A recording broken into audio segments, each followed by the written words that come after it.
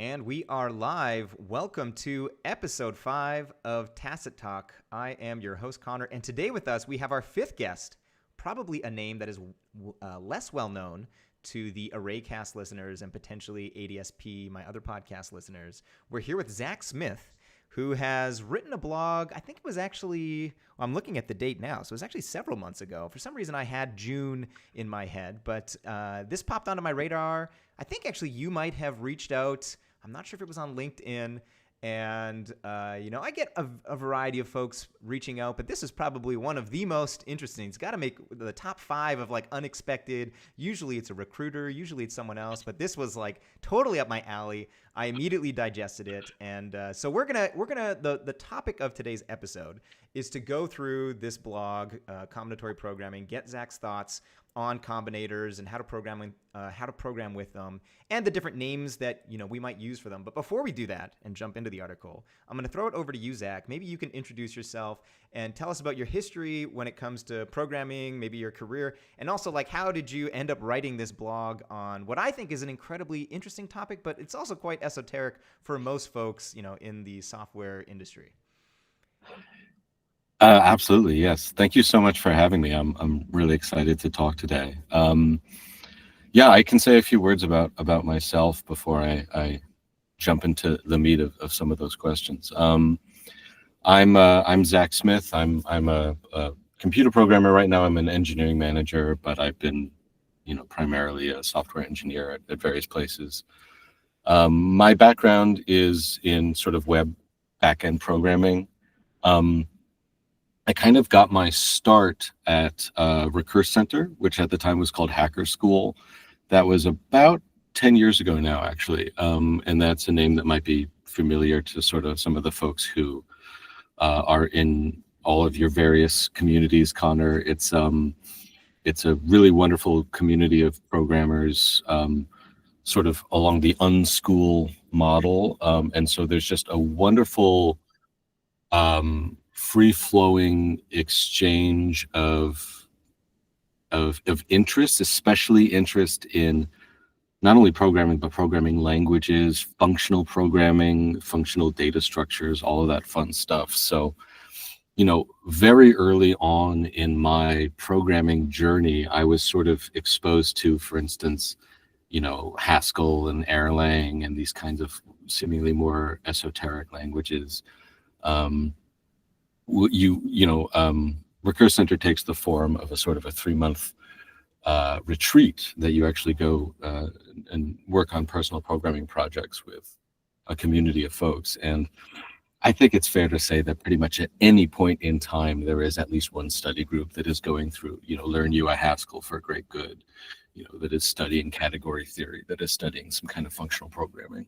Is this something that takes place in person? It's like when you say retreat, it sounds in person to me. Absolutely, yes. So it's based in New York City. I live in New York. It has gone into, since the pandemic, it has sort of gained an online dimension as well. And so we now have, I've participated in it twice. So when I participated in it the second time in 2021, it was fully online, and we had folks who were zooming in from all over the globe, literally. But yeah, geographically it's based in New York, and it's a wonderful place. It's a wonderful kind of community. I didn't intend for this to be an unsponsored advertisement for them, but I'll definitely give them a shout out, if only because it really did kind of kickstart my career. But it also certainly, as I say, kickstarted my interest in, for lack of a better word, programming theory, right? And I think one of the things that's always been true about what has drawn me to these various topics is that you have the opportunity to approach it as a working programmer. So, for instance, I don't have a very strong academic grounding in computer science, and so I tend to approach both topics like programming languages or functional programming, or as we'll talk about, combinators and even combinatoric logic, combinatory logic, from the kind of perspective of a practitioner rather than of an academic. And that's definitely shaped a lot of what I have found interesting and how I've engaged with it. So, in addition to kind of my professional life as a working programmer, I've been interested in a lot of topics around those areas. I've been interested in programming languages. I've really been interested in sort of the topic of formal methods, and especially where we can use computer programs to assist us in reasoning, sort of in actual human reasoning and communication. And so I've written some tools and some languages that kind of explore those ideas as well. I'm also interested in poetics and literature and how computer programming and math and science can kind of meet those, which I feel like is really not uncommon, especially I think for anybody who finds array languages really. Something about the text and the notation that can feel almost kind of magical. And so, yeah, I remember being in high school and kind of studying, Latin poetry, or whatever, and being kind of excited by these sort of highly compressed forms. Yeah, then when you find yourself reading an APL program that's, a couple lines long, you might have a sort of a similar experience many years later.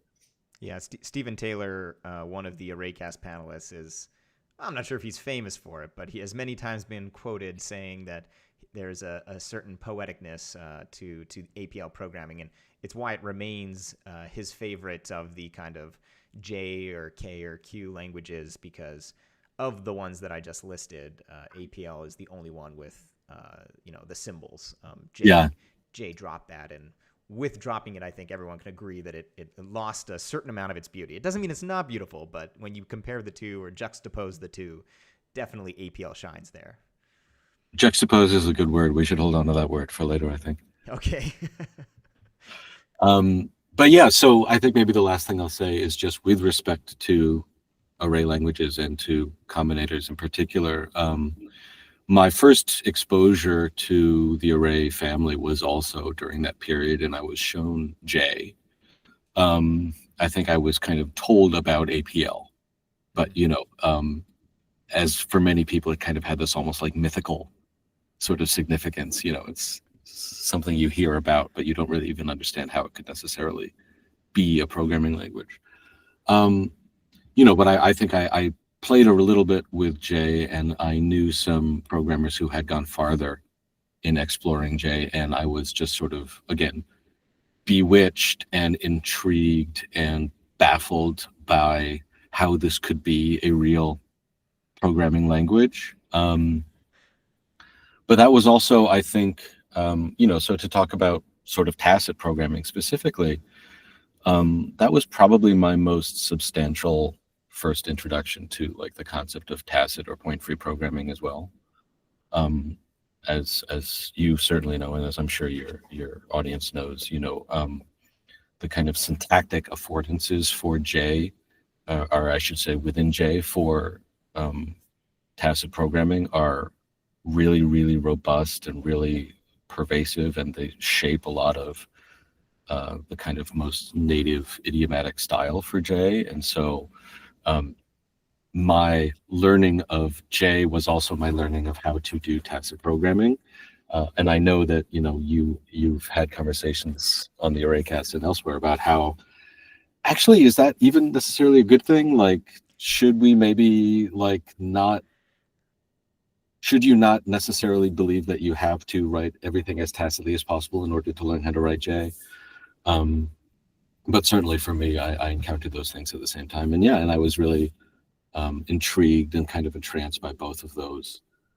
So that was kind of how I entered this subject. And I think really actually listening to ArrayCast and listening to you in particular talking about not only tacit programming, but about how tacit programs are really these kinds of applications of combinators, this existing sort of object that we have seen in prior art and prior sciences, was probably the most direct and concrete way that I started to think about this as a field of discussion and as a field of practice. Yeah. So it sounds like you learned Haskell first and at some point, or had stumbled across Haskell first. I'm not sure if we want to use the word learn, but, and then you came across J at some point. You discovered the world of tacit programming. Did you take that back immediately? Because like on my path, I think I had heard that, I've heard of tacit expressions, but it was really the point free or die talk from Strange Loop, I think 2012, by Amar Shah, that like at the time I didn't realize it was like an inflection point, but I watched the talk. I was like, okay, this stuff sounds interesting. And I think just like a month earlier, I had seen some of the composition operators, not that that's what they were calling them, in Dialog 18.0. And I was thinking these two kind of things are similar, but like it took like a number of months of digging on the internet to realize that these were the same thing. Did you have like a similar path, or was it immediate that like when you saw this in J, you thought, oh yeah, that's what I've already been doing at times in Haskell, or was it a little bit longer? No, you're absolutely right. I had really the same experience, and that's actually a lot of kind of what I think of as a sort of conceptual baggage based on how you arrive at this topic, based on like whether it's Haskell or whether it's an array language or even whether it's logic, it's traditional logic. I think that does really shape how you understand these concepts, and you need to do a bit of work to actually see that they are related, if not identical. And certainly for me, that was the case when I learned about point-free style in Haskell. And you're right, was exposed to or stumbled upon is much more accurate than learned. It felt fascinating. It felt interesting. It felt intriguing. I wanted to. I loved the terseness of it. I loved the elegance of it, but it did not sink in. I did not feel that I could really master it. And so, for instance, in the case of J, it was like, oh, okay, these are the same concepts. These are in many ways the same operations even, but actually just that syntactic juxtaposition that again, we mentioned that word, that was so much more of a native and direct way to understand what in reality is a very simple mechanism, than in the Haskell world, where when you learn Haskell, or I think Scala also falls in this category, you are introduced to a lot of concepts in one go, right? And Haskell is sort of famously sort of based on category theory, and it wears that on its sleeve, right? It is for better or for worse. Yes, exactly. It on the one hand, it gives you this kind of wonderful conceptual handle to grab onto if your brain works that way. On the other hand, if your brain doesn't work that way, and I suspect mine doesn't, then you spend an awful lot of time talking about monads and monoids and stuff when you would rather be talking about computer programs. And so in the case of Haskell, yeah, the fact that this point-free style was essentially very closely coupled with category theory in that case meant that I think the overall thing took me longer to digest. Yeah, absolutely. Yeah, there's still to this day a comment. I think I've included it in a talk or another video at one point that someone commented on one of my YouTube videos.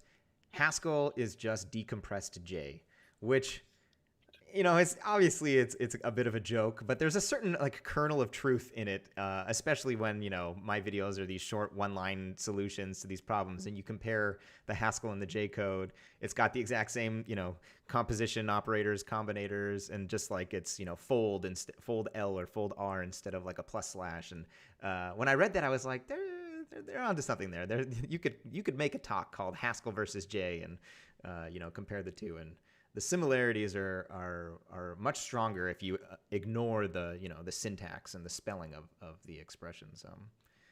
So I guess before we jump into the blog post, one last question, just for my curiosity. So what languages are you primarily developing in day to day? Famously, I love array languages, but I'm doing C++ and Python. That's what I get paid to do. What about yourself? Are you writing code, for your day job, or is it more management, or is it for side projects? What is your language of choice if you're gonna be productive? Or So professionally, I try not to write too much code because as a manager, you get really excited and you have a couple hours, and so you sit down and open up a pull request, and then you get a bunch of comments on that pull request, and you can't address them for about a week because you're a manager. So I work at is that where oh, here it is. I work at Notion, which is a sort of a productivity tool startup, and we're a TypeScript shop. okay, So we're lucky to actually have a sort of a nicely typed FP-friendly code base here. But my personal work is almost all in Lisp, actually. oh wow, Yeah. So for a long time, I was kind of really enthusiastic about Erlang and Elixir, and I actually, in my previous role, I was a full-time Elixir programmer, which is a really, really enjoyable language to work in. But for the programs that I write for my side projects, almost always are sort of like something quick, something on the command line that I want to be able to use in my personal practice rather than something that needs to be highly distributed or anything like that. So the vast majority of my personal work tends to be in a language called Janet, which is just a really lovely sort of scripting oriented, kind of developer friendly Lisp.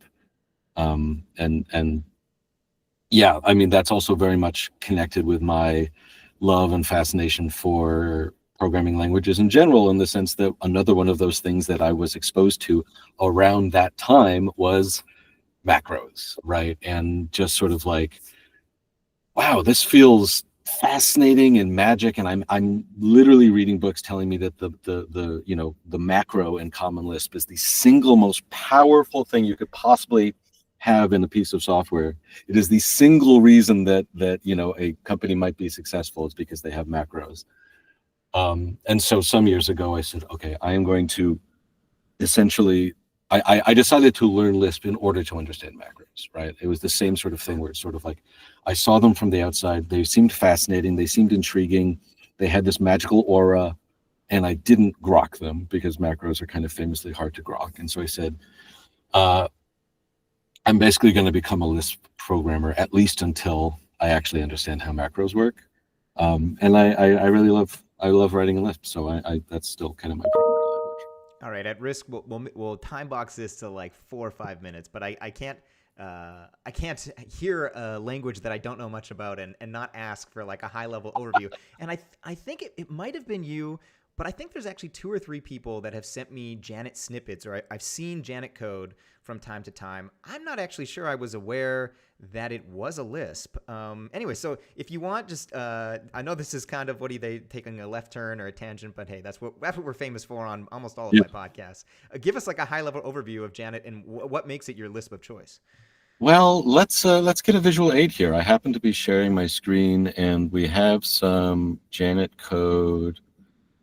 So what we're going to talk about is this series of 2 blog posts that I wrote about kind of what I, for the lack of better phrase, just have been calling like combinatory programming. And in the second one, I have just a bunch of code snippets in a bunch of different languages.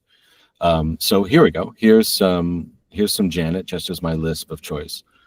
So the kind of the syntactic core of Janet as a well, I'm about to problematize whether it's a Lisp, but it is definitely written in S expressions. So anybody who remembers their sort of, CS 101, you've got a series of lists which are demarcated by parentheses.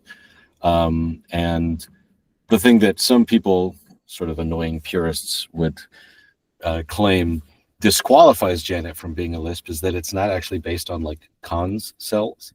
So under the hood, these are not linked lists, they're arrays actually, but that's just because arrays are generally, as an array programmer probably knows, more useful for more things, right? And so we're like, okay, we're going to use the S expressions, we're going to dump some of the other stuff. But yeah, at the end of the day, it's just a highly pragmatic S expression oriented language that has sort of Python style semantics, in the sense that it is, a classic dynamic language. It is designed to be interpretable so that you can just sort of evaluate a Janet script and get an answer. One of the things I really like about it is that in addition to that, you can also very easily compile Janet into both static and dynamically linked binaries. So if I want to actually,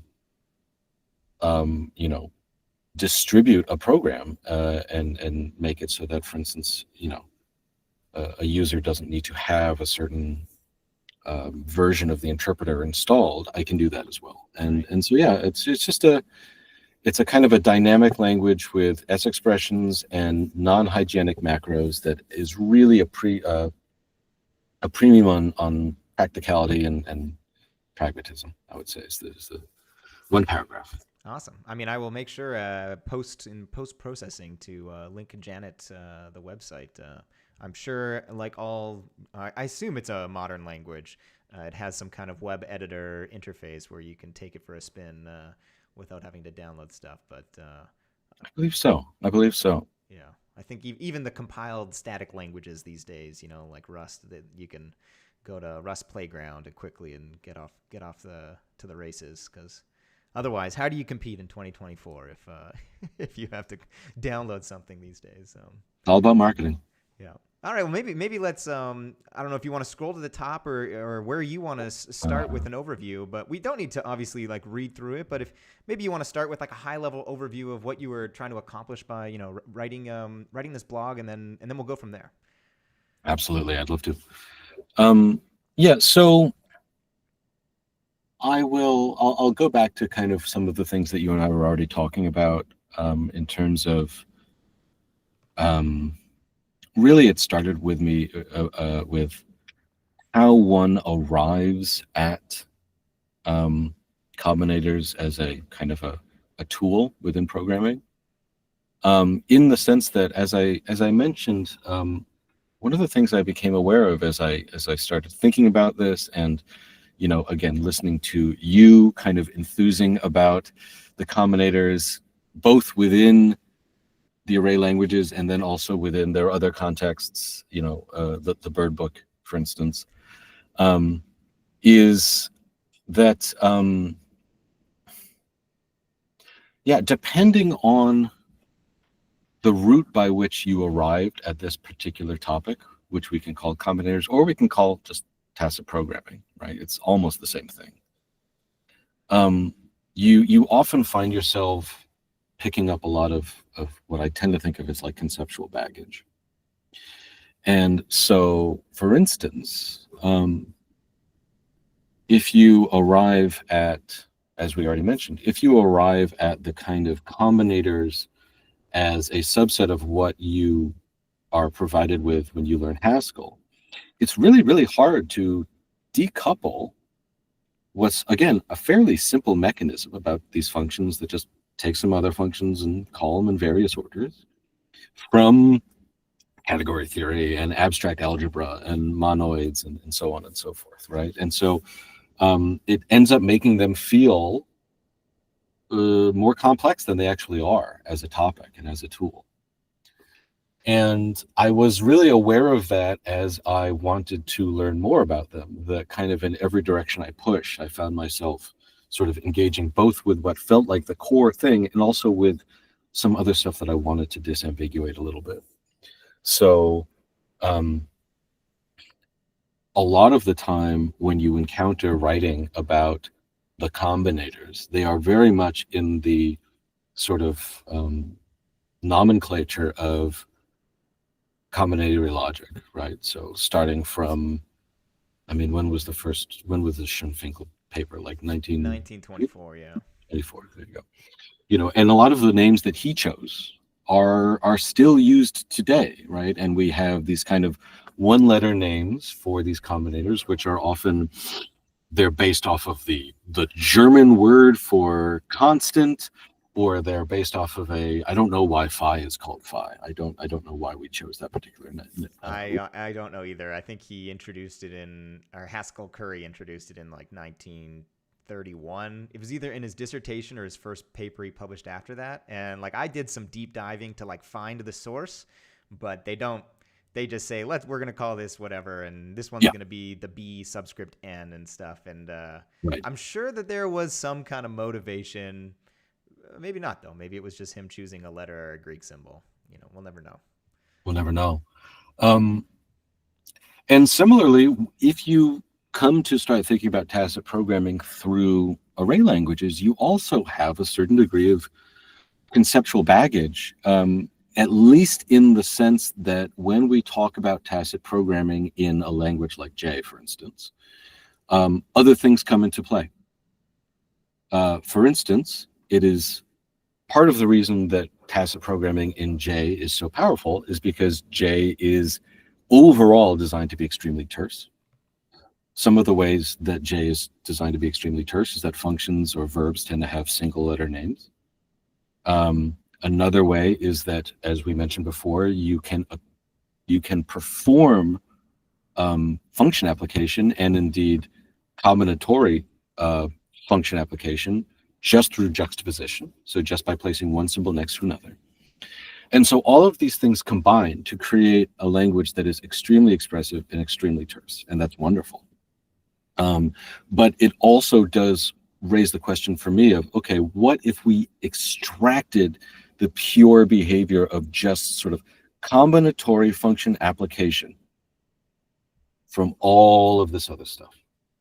In other words, sort of looking at it from those various ways of getting in and seeing all of the other kind of detail that were associated with it, I really started to ask the question, well, what would it look like if we just kind of isolated the most basic mechanism, which and as you know, and as we happen to have here on the screen, right? It's a kind of function, right? It's a kind of a function where it's a higher order function. It takes some other functions and it applies them in a certain shape and order, right? So the actual linguistic requirements for that kind of functionality are extremely low. You need a language that has higher order functions. You can't do those in C, right? But you can do those in many, many other languages.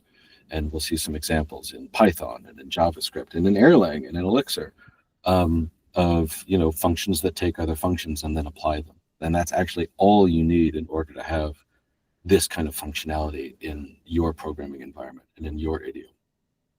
Yeah, I've taken to calling these higher order functions, although I don't think it's caught on yet because I've only mentioned it in 1 or 2 talks I've given. I've taken to calling them function-only functions. So instead of HOF, FOF, because that's essentially what it is. It's a higher order function where every argument and the return type are all functions. Yeah. And if you come from a functional programming background or any programming background where you're familiar with an HOF, if you just say it's a higher order function where everything's a function, it's like, oh, okay, that's just like a little asterisk on a higher order function. It is a pretty basic concept. Although, like you said, admittedly, whether it's the Haskell path, the array language path through J or APL, or the SKI combinatory calculus path, you end up in a spot where you're looking at some, potentially inscrutable J code. And really what it's doing is it's beautiful and it's not clever. It's just applying some kind of pattern, some function application pattern, but it's going to be obfuscated unless you're a J expert. And the same thing with Haskell and SKI for that matter. It's a great point that at its sort of bare requirements, it's a very, very simple thing that's happening. But the paths that you take to understanding it are all like, even if you go to my website, combinatorylogic.com, like in the first column, I've got like the lambda abstraction, and that's immediately unobvious of what you're supposed to do, with that. It took me like a couple days to fully figure out how to parse that stuff. But potentially, if you come from an academic background and that's how you write your papers, immediately you'll know how to parse that. But yeah, potentially this blog you've written that I think you use TypeScript or JavaScript, and it might be the closest to a simple way to understand this stuff without the conceptual baggage, as you called it. Yeah. Wow. Thank you for saying so. Yeah. Let me go to an example because that's exactly what I kind of try to do with all of these. Is that what we see here is, and you and I can kind of dive into the whys and wherefores and the names involved, but it's precisely that, right? So let's take the K, combinator, right? I first of all kind of would propose, hey, what if we call K constant?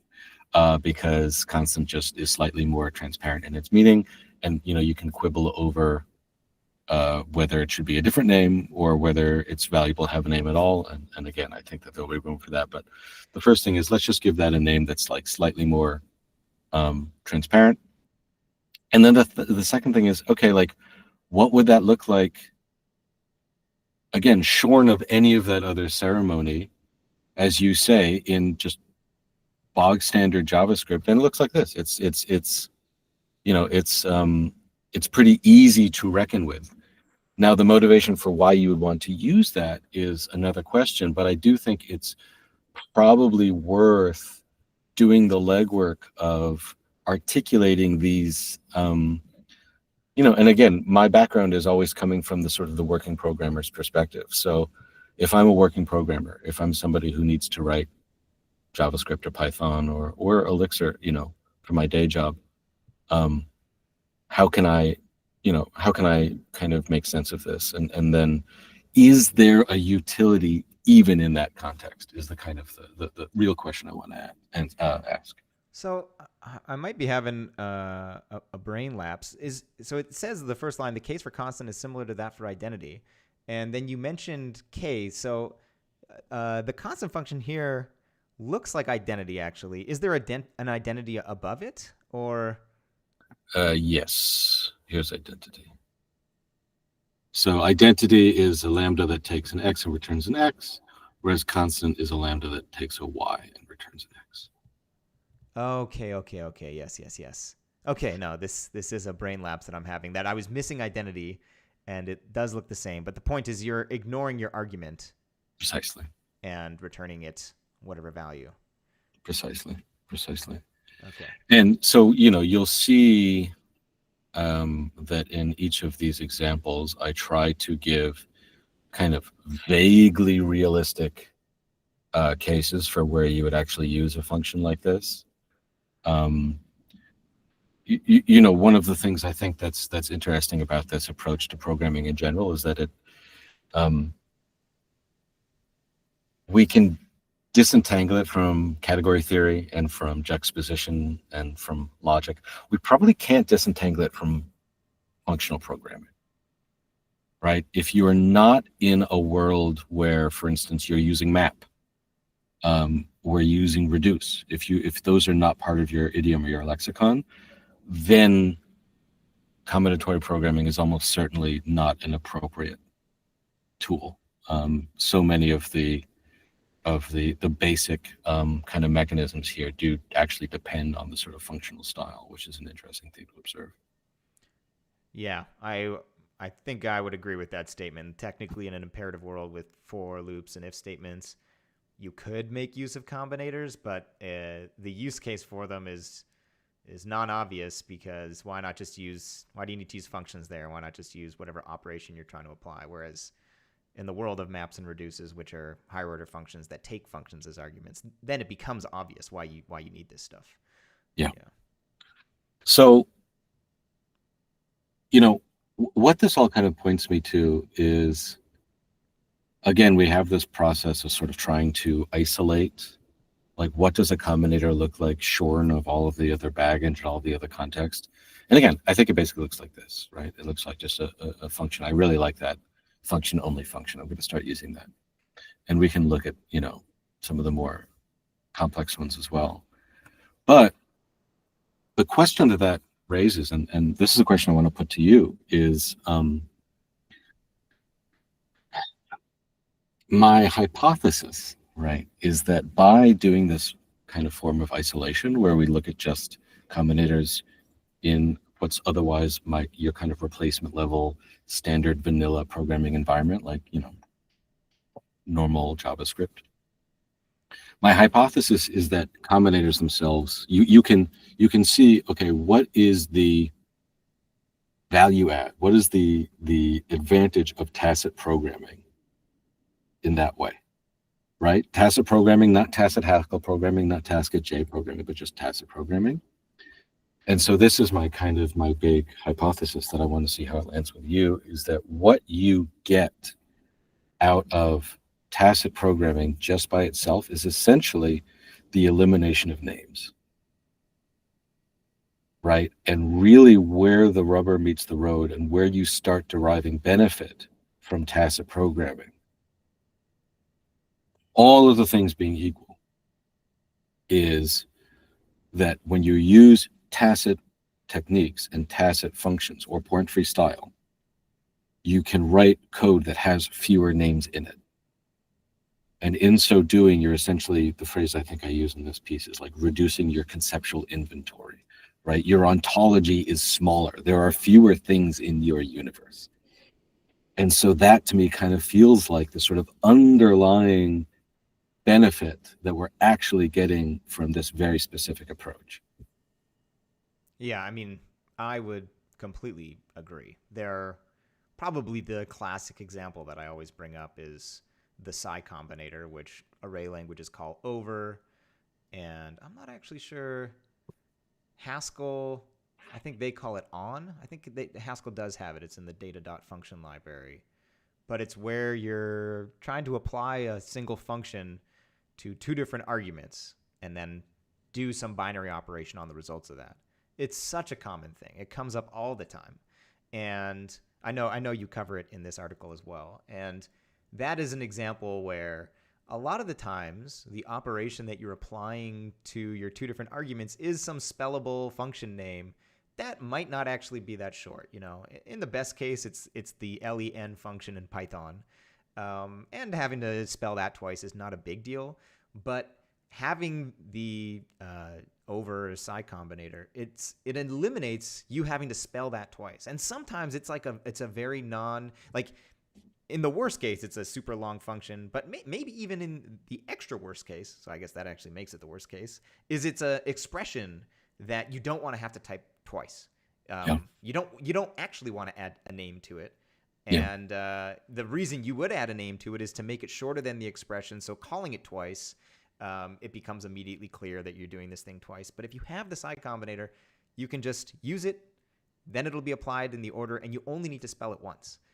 The overhead then is that you have to ensure that everybody knows what these patterns are, right? Which is the classic argument of algorithms and functional programming and libraries is just, the more we rely on this stuff, the more people have to know it. And then that you just get into a philosophical debate about, is it worth people up-leveling, or should we all still be programming in an assembly today? Because then we would have never had to learn C and all the other things that sit on top of that. So anyways, I would completely agree that elimination of, or not, maybe not elimination, but it leads to fewer names and less conceptual inventory. Completely agree. Yeah, and I just feel like, to be honest with you, one of the reasons that I find that interesting as an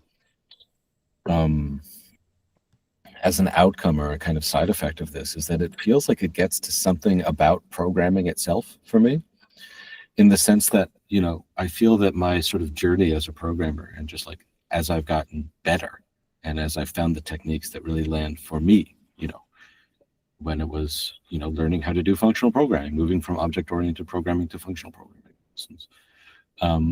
A lot of it came down to this kind of like, can I, when we talk about the value of functional programming, we're talking about eliminating state, right? But in a way, I think that there's something very closely related here, where we're talking about, can I clear away the things that I need to know about? Can I clear away the things that I need to be aware of? I think when once I kind of reached my sort of first stage of development as a programmer, so much of what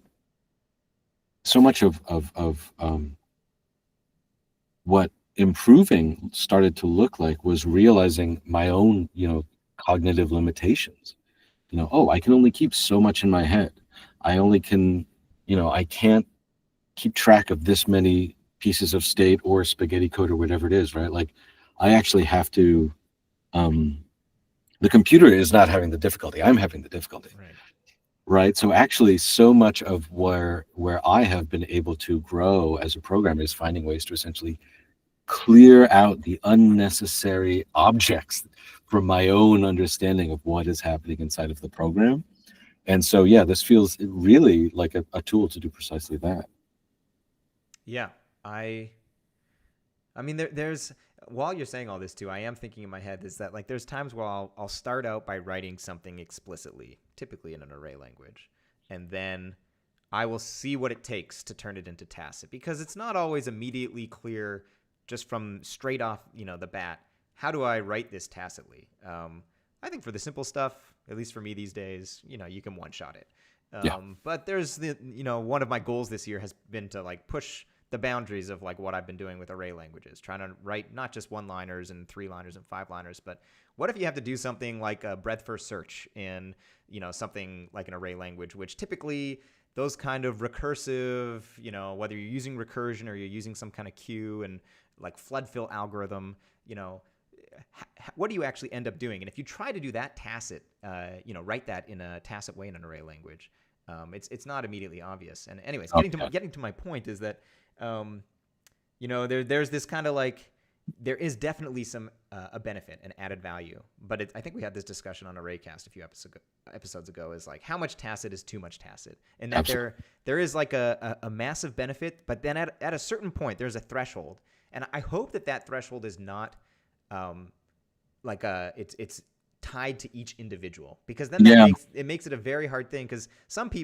person's threshold for how much tacit is too much tacit might be 10x for what someone else is, and it's constantly I'll always be able to make something tacit these days, but then what you end up with, it's like, okay, clearly there's some line that I crossed, but the question is there a way of like mechanistically defining that instead of it just being like, I think this feels right, because this feels right is a very hard thing to like standardize as a practice if you're trying to get this as a style of programming in a code base that other folks work on, right? I'm not sure if you have thoughts on if you've actually tried to do this and what you found.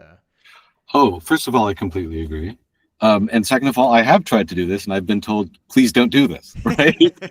So I just kind of as an exercise, because so much of what my interest in is actually kind of like, how could I apply this, again, shorn of all of these other things. So I did, as an exercise, essentially take a file that I was refactoring at work a little while ago, and I said, what if I wrote this in a purely tacit style?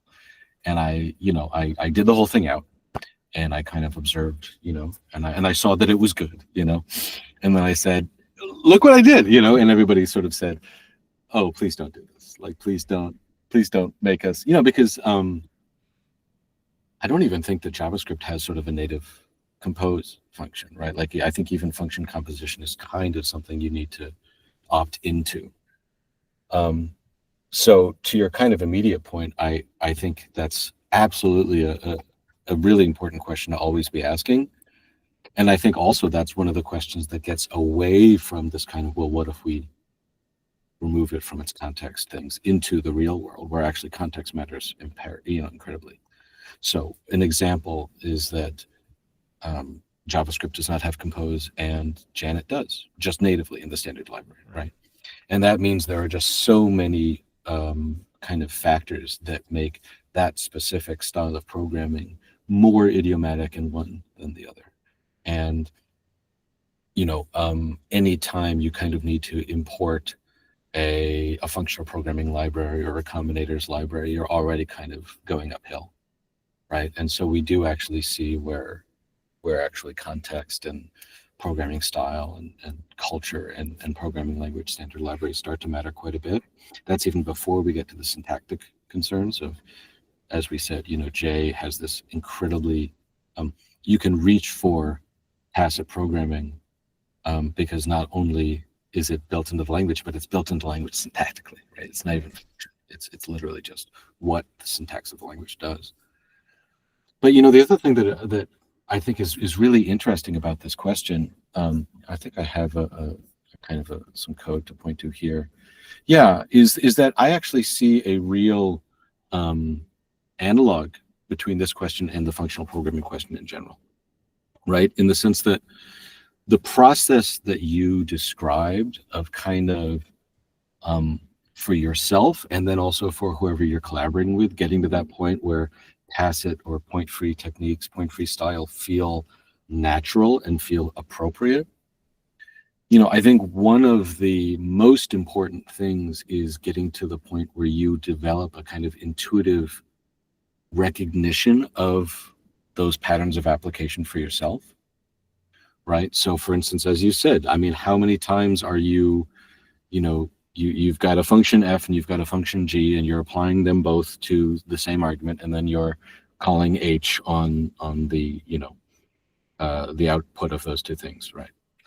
I changed the letters there, but I just described, the phi combinator, or what I call in my little vocabulary, I call recombine, right? Like, we actually see many, many examples of recombination in everyday programming. But you need to kind of put on your, I don't know if you ever saw the film They Live. Roddy Piper, he has glasses that let him see like aliens that are controlling society. So you need to put on your tacit programming glasses so that you can actually see the patterns of function application, and you can map from sort of naive source code to this more tacit approach. And I think one of the ways to do that is, as you say, to kind of practice and say, okay, if I wanted to make this tacit, how could I? But that's practice, right? That's not practical programming. That's a kata or whatever. And so when you're at work, when you're working with individuals, where you're even just working on something that you need to understand what it does 6 months after you wrote it, you're probably not always going to ask yourself, okay, I've written out some naive, straightforward code. How can I make this tacit? Instead, you're going to hopefully have developed an intuition in your own sense of, okay, what are the function application patterns that I really feel are completely transparent, right, between the sort of the tacit and the non-tacit. And the reason I bring up functional programming is I think those of us who have learned functional techniques, that's what we've done already, right? So in the example that I have here, I mean, this is just map. I don't need to explain to most people at this point what the map function does, or mapcon, I think, in Lisp, right? It's just, I think that the phrase I use is like structure preserving iteration, right? You've got some list of things. So in this case, I've got a list of scores. I iterate over each one. I call some function f on it. And then I take all of those results of f, of the application of f, and I smush them all one by one into a new list that's in the same order, right? So this code is semantically, identical to a use of the higher order function map. And I would certainly say, and I think many of my peers who have no interest in tacit programming or even array languages at all would probably agree that the second thing is cleaner and easier to understand than the first thing. But that's because I, as a programmer, and again, most of my peers, have kind of decided collectively that it's worthwhile for us to internalize what does map do.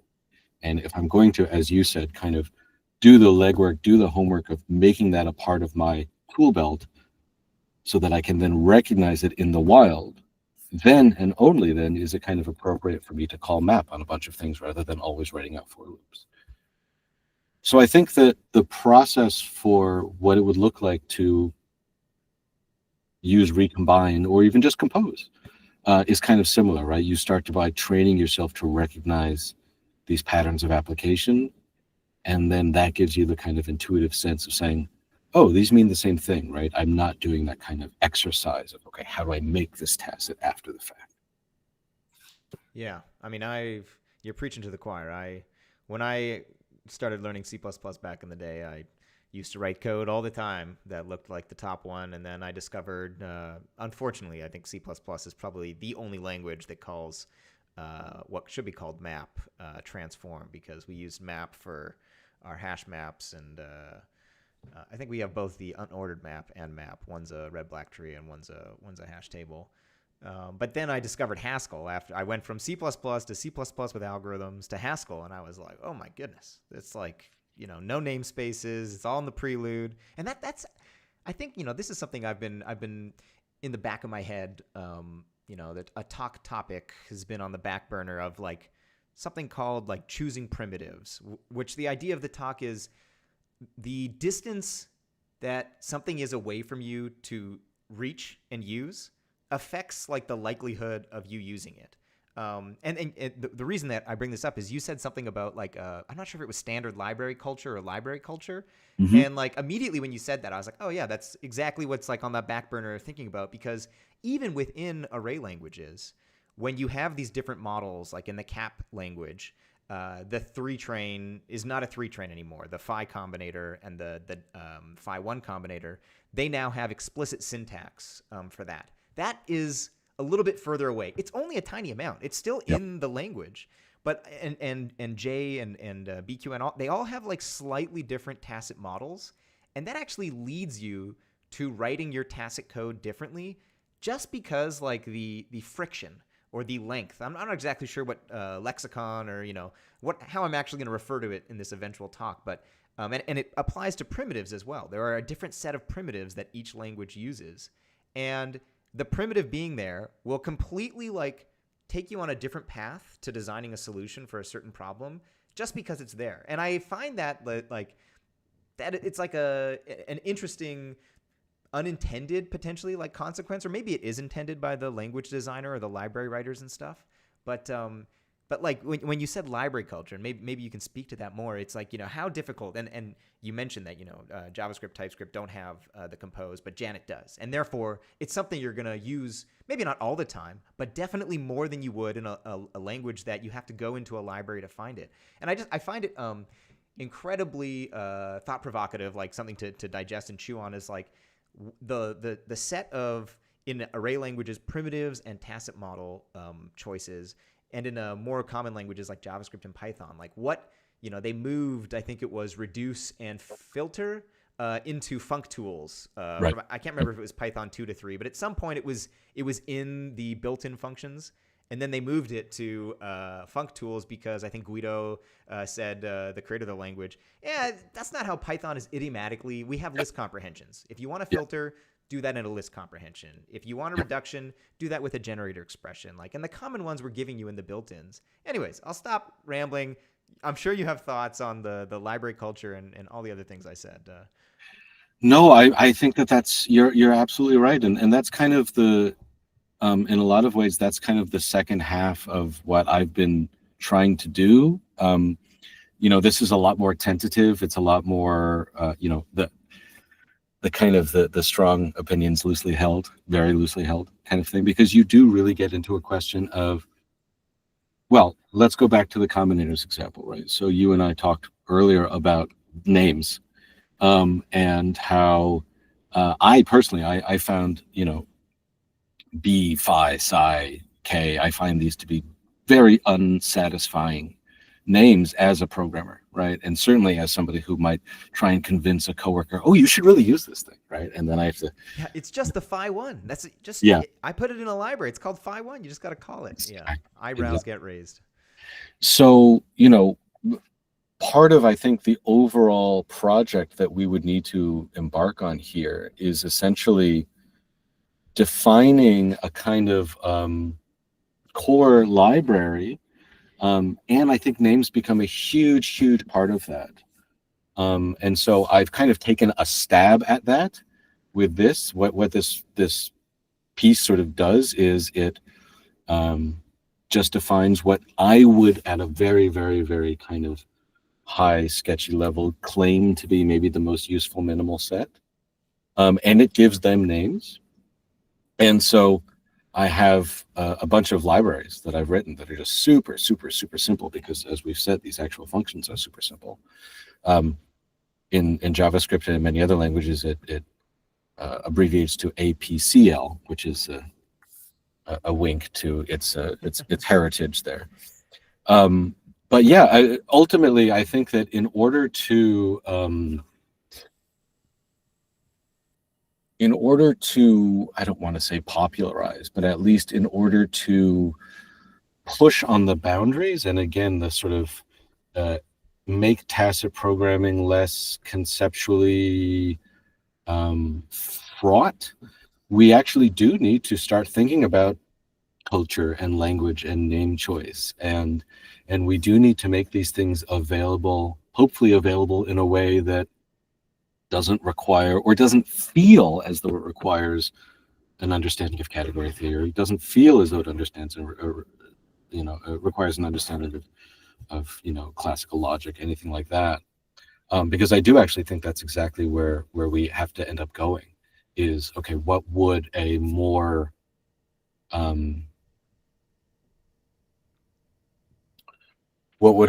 approachable kind of cultural matrix look like? And then, of course, you are almost naturally kind of drawn back to these languages where, as you've said, well, what if you got this all for free, right? What if this was all in the standard library and you didn't need to import it? And then what if this wasn't just in the standard library, it was actually in the syntax of the language, right? Yeah.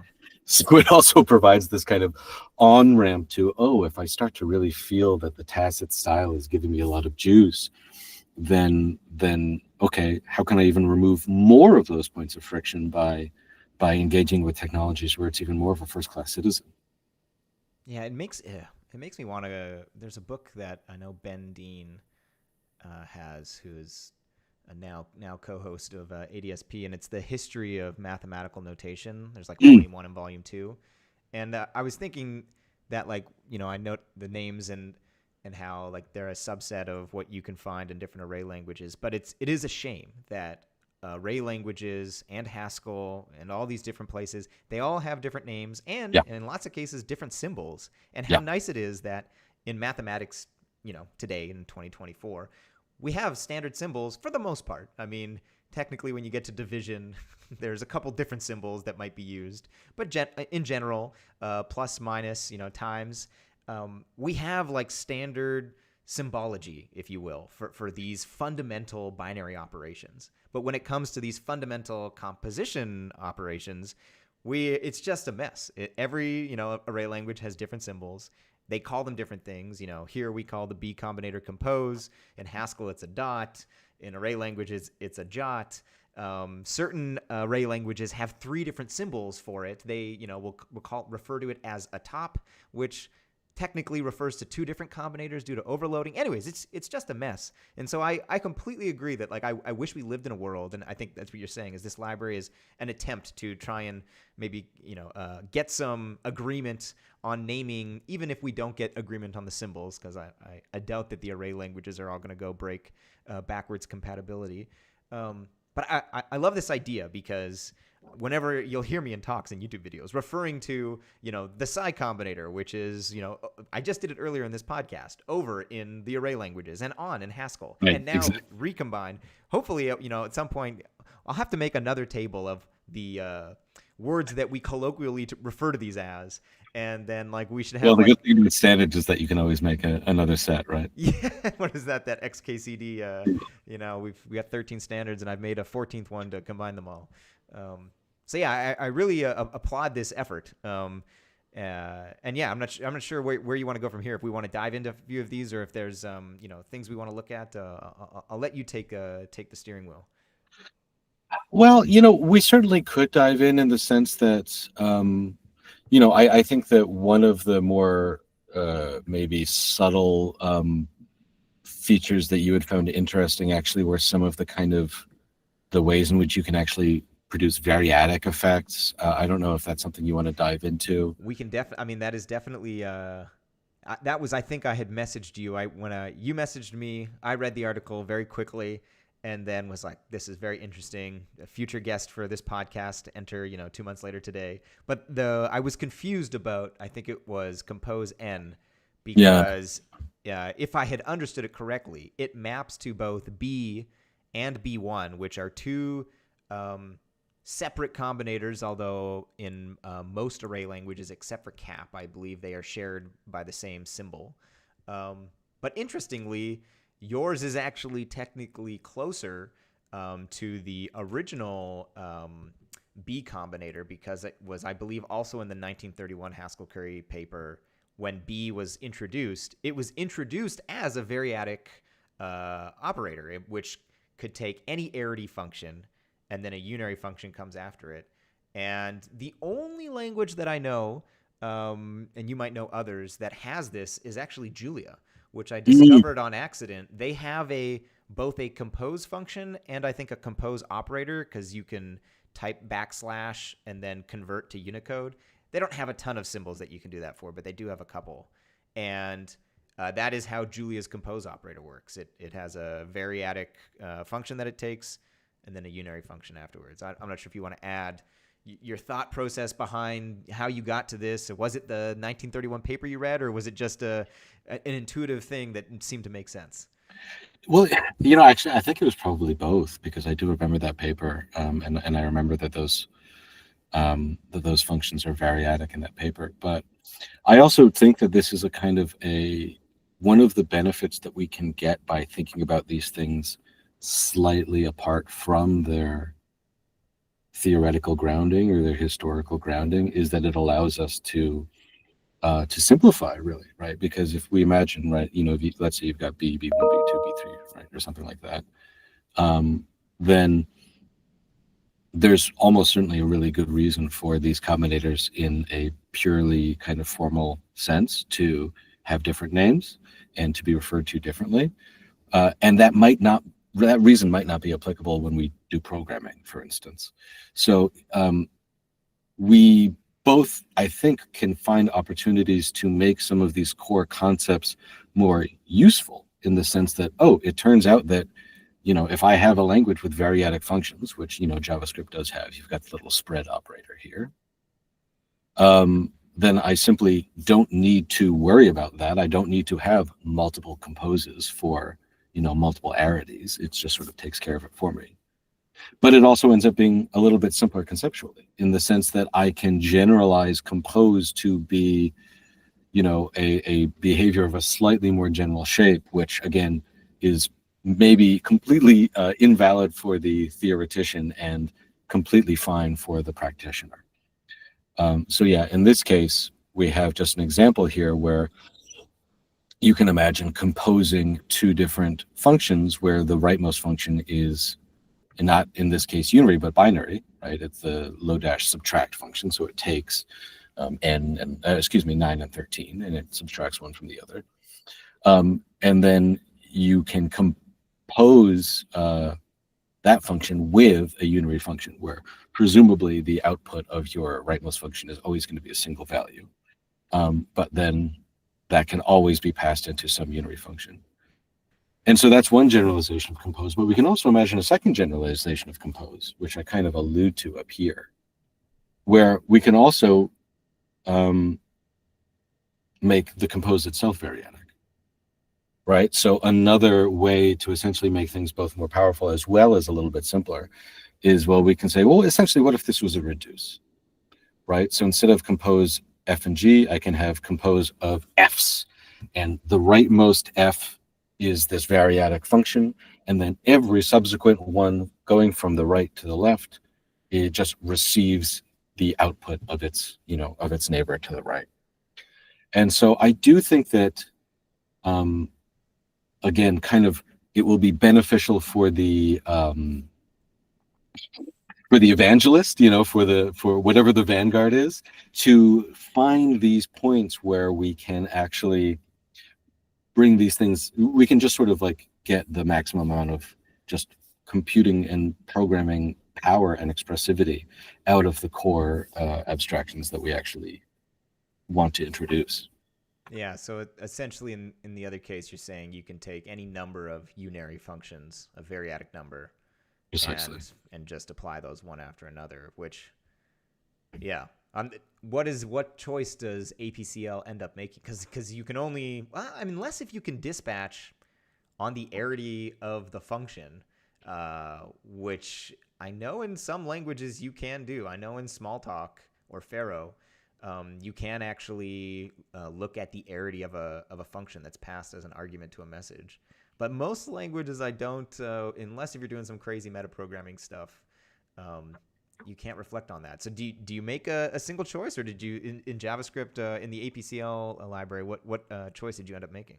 Let's see. I want to claim that I do both, but I have to validate that claim with actual logic here. Yes, yeah. So here's our compose, right?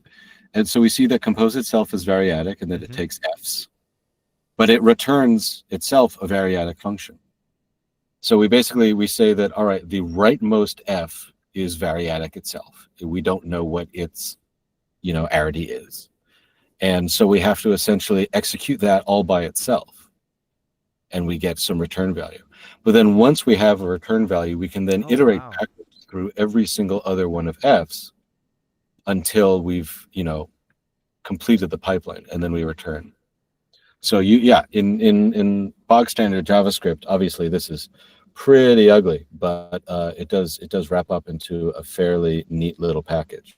So that means, and that this is JavaScript, not TypeScript, correct? Yes. And in TypeScript, is that possible? Because like I guess when I was saying if you have to dispatch on the arity, I was thinking of a statically typed right, where you need to, but in a dynamically typed language, you can just, you just don't have to care about it. You let the dynamic typing do the work for you. Is it possible to do this kind of thing in a TypeScript kind of thing, or is it you're showing? So here's the type for compose. Yes, and I need to make it extremely clear to any viewer or listener here that I am so far from a type expert, let alone a TypeScript expert, that this is essentially what I could hack up. But I believe that you can get at least some of the way there. And essentially what we're looking at here is we take some Fs, which is an array of functions. But at least in TypeScript, you can spread within types as well. So for instance, here we have our leftmost function. Now, by the way, you see there's an any here, so we're definitely cheating. But at the very least, we can describe something like a pipeline, right, where the leftmost function in our array of functions, or I should say our spread array of functions, has a defined type, which is out. And we then say, okay, every intermediate function, we can tell you absolutely nothing about what comes in the middle. But then the rightmost function, we can also describe and say, well, its input type is the input type of the overall. So ultimately, we can produce essentially a description of a pipeline where you know the type of the thing coming into it and you know the type of the thing going out of it. Wow, this is awesome. I mean, I don't think I realized this even after having messaged you about I wouldn't say my confusion, but my clarification if my understanding was correct. It still wasn't full, so this is basically the B combinator, the B1 combinator, the BN combinator, which is just the generalization of those two, plus repeated B combinators. So which doesn't even technically have a combinator. It's just the repeated application of B. And then I offend every single theoretician and formalist in the field by just calling it all compose. Well, I mean, I think most libraries and blogs and education material, the most common name that gets given to this kind of combinator is compose. So as much as I push back on, composition is more than just the B combinator, I can forgive if you're going to choose a name and you're trying to choose, I mean, I don't want to put words in your mouth, but like meaningful names yes, from what I can see. You're not, absolutely. There's no bird names in here. There's no Greek letters being spelled out. These are all things that are supposed to be, if not readable, also speakable, which I think you've done a pretty good job on. And what's funny is that I'm so aware of, this kind of almost a sort of like calcification of knowledge is so pervasive, because I'm aware in my own mind where, for instance, when I'm writing the little comments to these functions that I've written, right, you'll notice that I don't include the bird names there and I don't include the Greek names there, but I wanted to, right? My impulse say, this is the B combinator. If you know B, this is the same as a fork in J or whatever.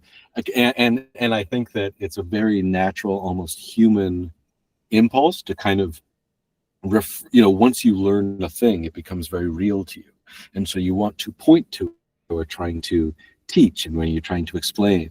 But there are actually times in which, pointing to something that you have already learned is counterproductive, because it implies that there is more to this than there necessarily is, where it implies that in order to be able to use, well, let's go, just because I never remember the names, in order to know how to use constant, you need to somehow understand K.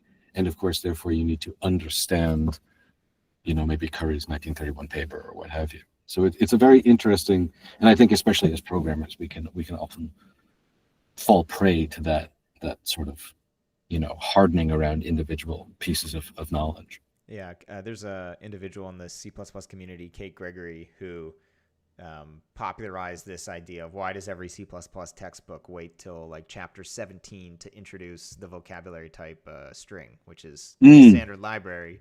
But technically, everything that you need to understand in order to get to string includes all these things like the small string optimization and pointer and all this stuff. And it's like, technically, the programmer doesn't need to understand any of that stuff to use string in basic cases. Sure, if you want to write a string class, you need to know all that previous 16 chapters.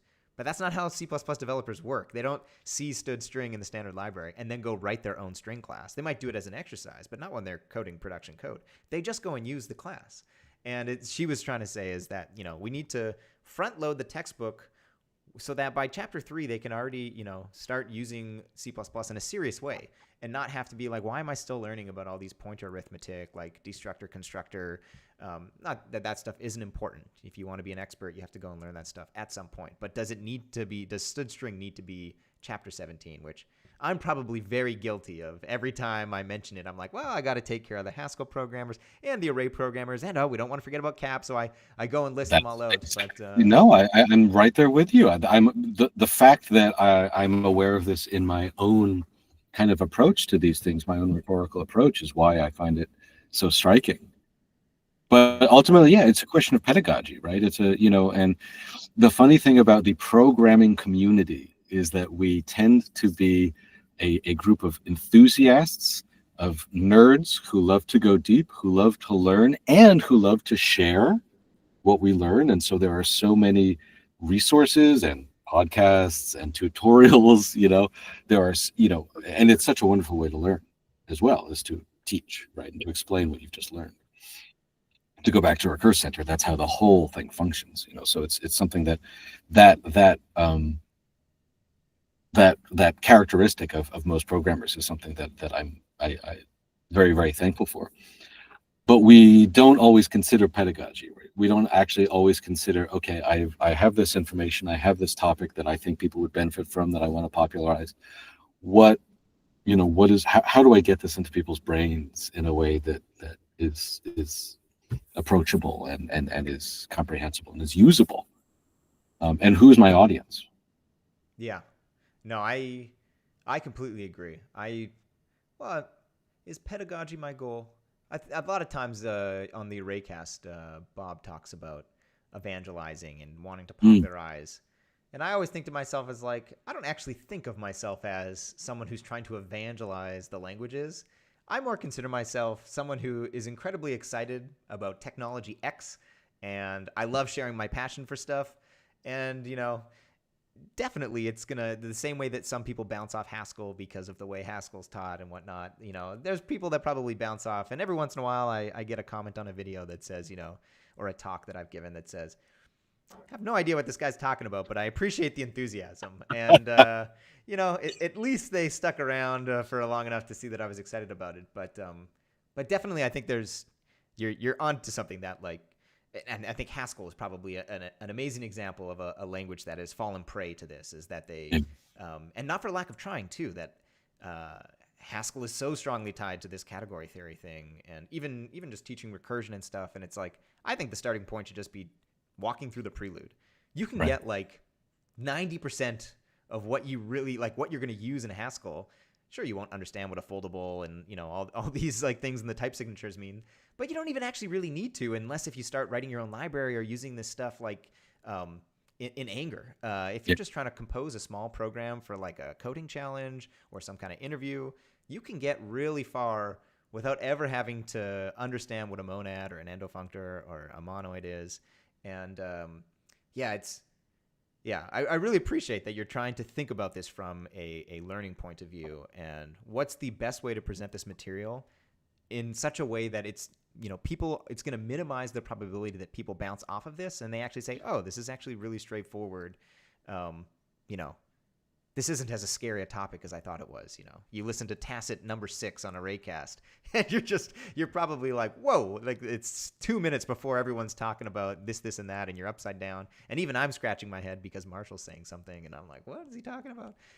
It's tons of fun, but definitely probably not the best for getting people to like, hey, this is actually not as hard as they're making it sound. It's a pretty simple thing that can be also very useful. Yeah, well, thank you for saying that. And it definitely, yeah, it kind of comes back to maybe this is a good moment for my call to action, in the sense that, like, I feel like the most exciting and generative thing that could happen now is I want to test this hypothesis. I want to hear from people who say, all right, what if we just took these barest technical approaches, these barest functions, again, shorn of all of that stuff. We've hopefully they are comprehensible. Hopefully they're simpler than they seemed. What do they actually provide in, just by themselves, in a completely ordinary programming environment? I alluded earlier to, okay, here I am at work. I've got several hundred programmers that I'm working with and many thousand lines of code. Probably not the place to start introducing, recombine in a helper file. I don't think I could sneak that one past code review, but what, because as I say, it's a guess, it's a hypothesis. Is there a benefit? What does it feel like to do this kind of programming in JavaScript, in Python, in Elixir, in insert language here? What does it feel like, if we have done the work to essentially strip these approaches and these concepts of the baggage that doesn't directly apply to the work of, executing functions, basically? What does it feel like? Is there any juice here? Is this the next functional programming? Is this the thing that's going to clean up your code base and reduce bugs, or not? Right? Does it turn out that there's essentially no time when you'd rather have apply and flip rather than just write out the names of the things? I want to know. I don't know. I'm really interested.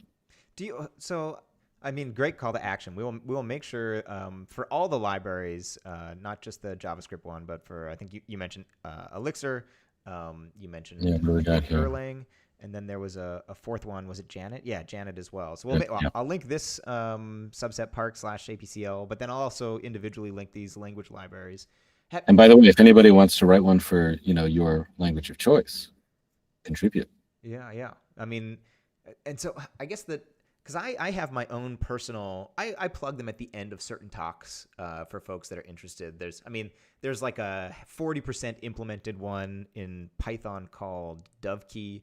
And then the one that I use most is Blackbird, which is a C++ one. But in those libraries, it's not intended to be a teachable, readable. I name them specifically in C++. It's like underscore and then the name of the SKI name.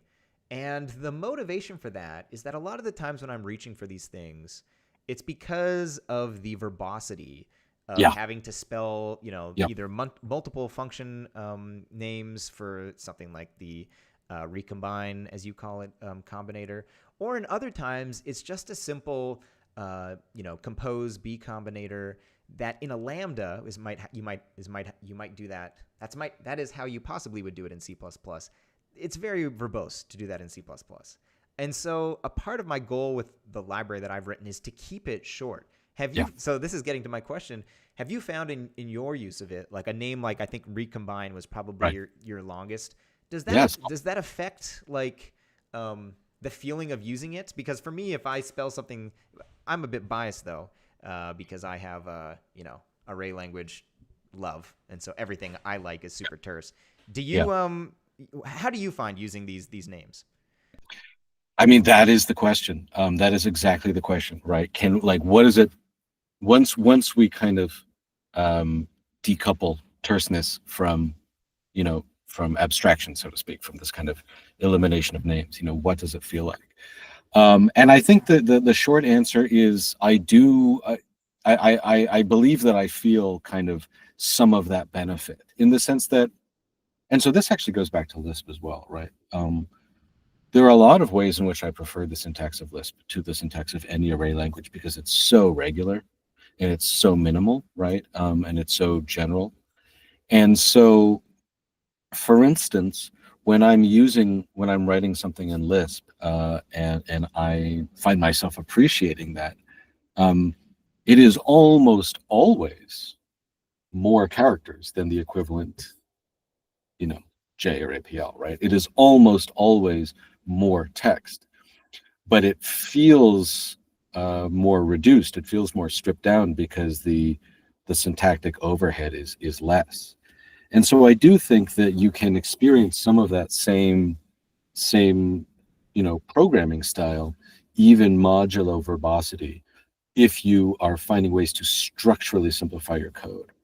I'm going to do something I'm never supposed to do, which is like do some live navigation here. But I have not live coding, but live no, navigation. not live coding. I'm not that. Basically, there's a here we go. I've got a little static site generator, and I did some kind of tacitifying a little while ago when I was playing around with all this stuff. And we'll see if we can find a diff. Here we go.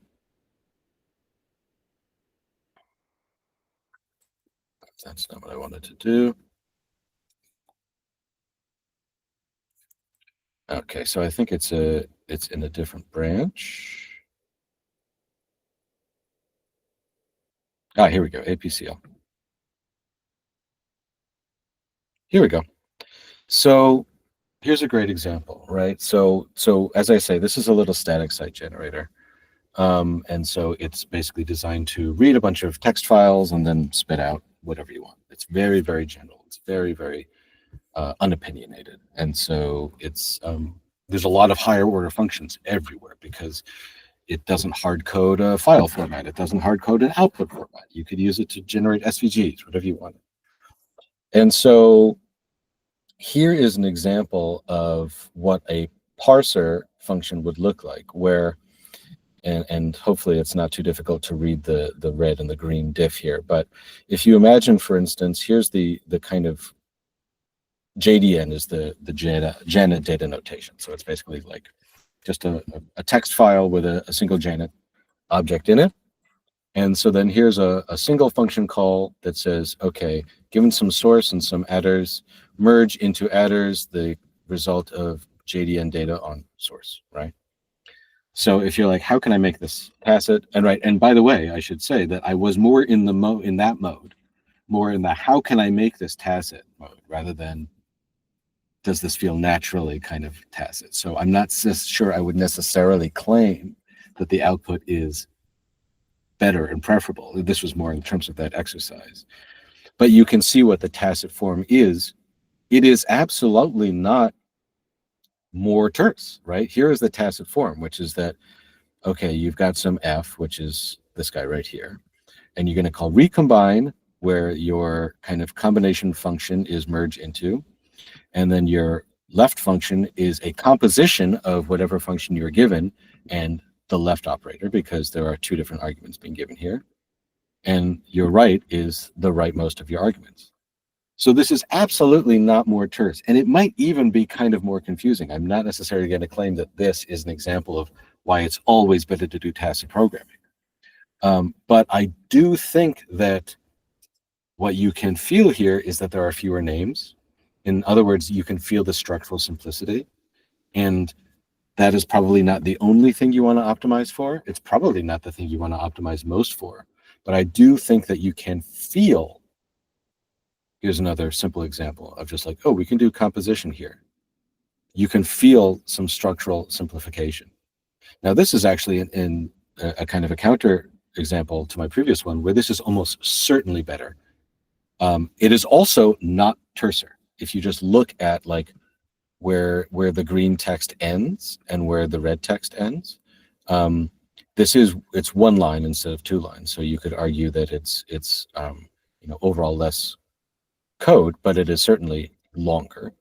But here, what we've been able to do is we start with a defen, and I don't know how much Lisp you kind of are familiar with, but if you do a defen, you're defining a function, whereas if you do a def, you're defining a value. And this is another function that does what it says here. Given an object and a key, get the value of that key in the object, make the value into a slug. So it's basically just extract an attribute from a map and then do a really simple kind of down casing and character replacement on it. And so in our pre-tacit world, it's really quite explicitly written out. We have a defin that takes an item and a key, and then it calls item on key, and then it calls slugify on that, and then it calls string on that. And so that is just straight up composition, right? Now, you can't immediately turn that into composition because you're actually calling item as a function. So you do need to essentially, in this case, use APCL. You need to use our library because we're going to be first having to call apply on in, which is essentially saying, okay, I'm going to make a function out of in that takes whatever comes to the right as its argument. But then once I make that function, I can then just compose that dun, dun, dun. And so then this is a case where I would argue, oh no, we do experience this sort of simplicity where by taking a slightly more technical approach, taking an approach that requires a slightly greater understanding of combinators, and again, leaving out entirely the question of whether it's shorter or not, we end up structurally being able to simplify it. Yeah, this is a great example, and it honestly, in Janet, it might be the best, example for showing the power of compose here, COMP, because it's not just the usage of it; it's the elimination of the parentheses that comes with it, and so you can very easily and. I guess you're reversing the order, but you can write the same code very easily with just a set of parentheses, application, and you've got your bunch of functions. But when you use compose, especially in an example, imagine I'm sure it comes up where you have 4 or 5 of these functions, and then you can just call comp once, and then it's like you said, boom, boom, boom, boom, boom, and then it's just done. It's a really a great example because I could think in JavaScript, you're going to still need the commas in between the function arguments to compose with, I guess you have the same number of parentheses. It's just as, is it Bob Martin that used to say that it's the same number of parentheses. You just move the left one in front of the function name. And when I first heard that, I was like, that's true. And a lot of times in Lisps, they have a macro for pipelining things. And then you actually end up with less parentheses than the equivalent in Python or something like that. Absolutely. You end up with like stacks of these right parentheses, which sometimes you still see them in Python, but for whatever reason, it rubs people the wrong way in Lisp. It's an odd phenomenon. But yeah, this is a great example. You didn't know this was going to become a Lisp podcast.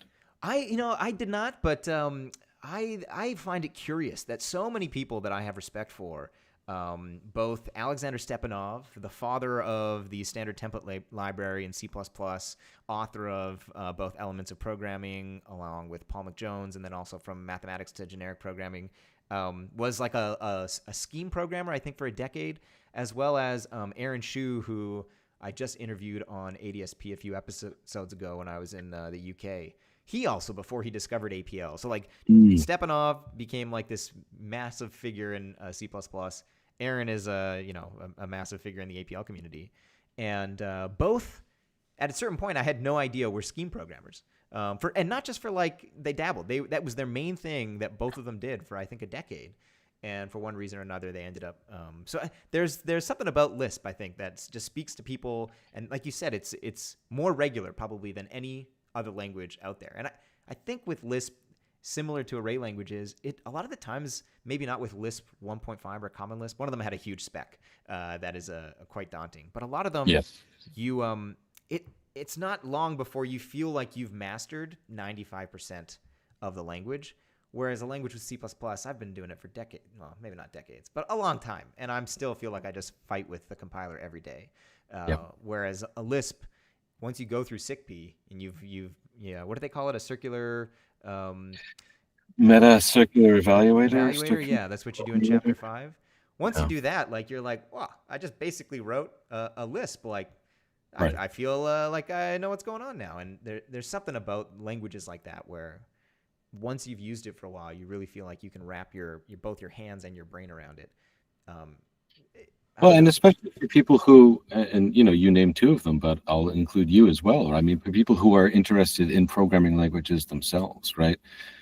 Because it is such a regular kind of canvas, and because it gives you at least the option to start from such a sort of a uniform place. It becomes a way to kind of explore the effects of programming language features or even programming language styles in this very kind of neutral context. Yeah. All right, we are, I think, approaching or have just passed the hour and a half mark, so I don't want to keep you any longer. But are there any final, thoughts or things you want to leave, or if you want to just repeat the call to action? I'll leave you with the last word, and also just say thank you so much for. I know this was a couple months in the making, but it has not disappointed in the directions that it went and the directions that I was hoping it would go. This is been a fantastic conversation. No, thank you so much for having me. I really enjoyed it. I really enjoyed chatting, and yeah, I want to thank you for all of your work, leading up to this as well, because I would not have been equipped to have this conversation had you not primed my brain over, a couple of years with ArrayCast and everything else. Yeah, as I say, I would just, if this is an interesting direction, I would love to hear from people who have, um, I would love to hear from people who have sort of practiced tacit programming outside of an array context, outside of maybe even a kind of a strongly typed pure language context. I would love to hear whether it's this library, and as you say, we'll have it in the show notes, or obviously these functions themselves are trivial to write, so you certainly don't need to download and install my software in order to get your hands around this. I would love to hear how that lands with people, and then secondarily, yeah, what you think of the names. That'll be more of a bike shedding conversation. What, and so on that note, what is the best? Because this stuff is clearly not on GitHub necessarily. Looks like it's on Yes, different. it's So, not. but I think all Git sites you can Git clone as long as you've got the. Absolutely, yes, yes. So yeah, we can start there. Probably, you know what? I should put a domain over this, but we can link to it for now. So the kind of the project page for this is source hut. So it's sr.ht/ subset park is the username, and then apcl. Mhm. But you should also, if you're an npm user, I've grabbed apcl in npm, and in the Janet package manager and that sort of thing. So if you want to find the packages, you can. And then zdsmith.com is the URL. So if you want to go to blog.zdsmith.com or just zdsmith.com, you can get in touch with me and you can read my writing as well. And is there, in terms of leaving feedback or discussion, is it issues on the repos, or is it email, or I just. Yeah, so there's a mailing list is probably the easiest way. If you go into the Git, the source hut project, then source hut. No, source hut is kind of nice in that it hosts emailing lists as well. It's all very old school Unix hackery. So yeah, any discussion there, it'll get straight to me. Awesome. Or zd@zdsmith.com is my personal email address. Perfect. And I'm ZD Smith on most social networking type things. I was going to say, I can't remember because I definitely didn't at you on the tweets that I sent out yesterday. Are you on the Twitters or the Mastodons? I'm on X. I'm on X, the everything app. ZD Smith. I'm also on Blue Sky, which is a lot more active. Okay. And I think that I'm zdsmith.com there. Yeah. Okay. Blue Sky is probably my most. I mean, I just make dumb jokes, but that's where I make them. That's what 95% of quote unquote social media is these days. But yeah, awesome. I'll make sure to link all of this stuff in both the description of this eventual YouTube video, and also if you're listening to this on the audio podcast. I didn't mention it this episode until now, but hopefully you've picked up from the first 4 episodes that there is a YouTube component, which probably for the parts where we're looking at the code, it's much better. Even if you listen to the first 60%, you might want to hop over at the point that we start looking at code.